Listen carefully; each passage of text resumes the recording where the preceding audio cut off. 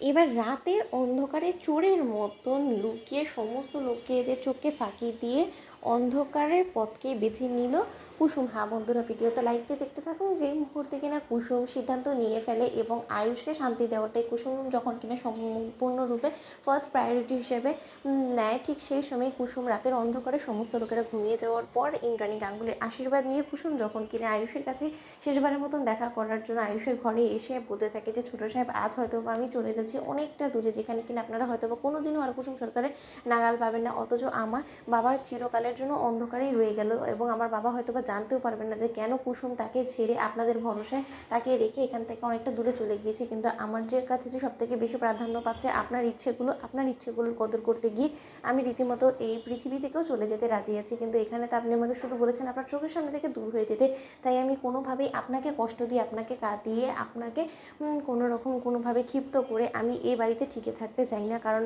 আমি সেই কুসুম সরকার নয় যে কিনা আপনার উপরে জুলুম খাটিয়ে আপনার মনের বিরুদ্ধে গিয়ে আমি এখানে থেকে যাব। কিন্তু আমার কথা একটাই রইল, আপনি যে দুটো চোখকে খুঁজছিলেন এতদিন ধরে, হয়তো বা এই দুটো চোখে আপনি আর কোনোদিনও নিজের নাগালে পাবেন না এবং আমাদের এই ভালোবাসাটা হয়তো বা চিরকালের জন্য অসম্পূর্ণই রয়ে গেল। কিন্তু আমি যেখানেই থাকি না কেন, আমি চিরকাল আপনাকে আমার স্বামী হিসেবেই মেনে আসবো এবং আপনার নামে আমি প্রতিনিয়ত সিঁথিতে সিঁদুর এবং হাতে নোয়া বাঁধানো পরবো এবং আমার জীবনে যদি কোনো ভালোবাসার মানুষ বলে কেউ থেকে থাকে সেটা একমাত্র আপনিই হবেন এবং তৃতীয় কোনো ব্যক্তি আমার জীবনে কোনোদিন আর প্রবেশ করতে পারবে না, এই আমি আপনাকে কথা দিলাম।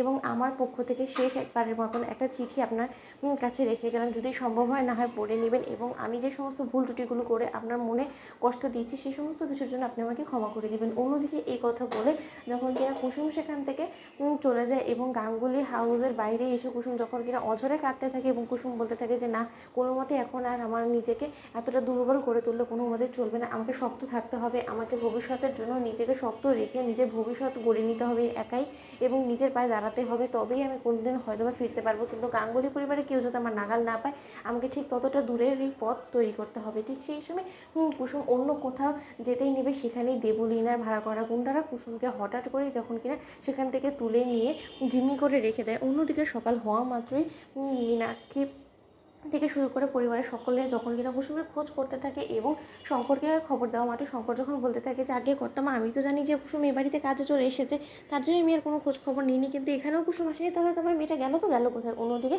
আয়ুষকে জিজ্ঞেস করা মাত্রই ইন্দ্রাণী গাঙ্গুলিকে আয়ুষ যখন চিৎকার করে বলতে থাকে যে মা, ও যেখানে ইচ্ছে সেখানে যাক, আমার ওর সম্পর্কে জানার কোনো রকম কোনো ইচ্ছে নেই, সেই জায়গায় দাঁড়িয়ে তুমি আমাকে কেন প্রশ্ন করছো বলো তো? ওর সম্পর্কে সব থেকে ভালো বলতে পারবে ঈশান। ঠিক সেই সময় মীনাক্ষী বলতে থাকে যে এটা আবার কী হলো? তো বন্ধুরা, লাইক এবং শেয়ার করো, সাবস্ক্রাইব করো।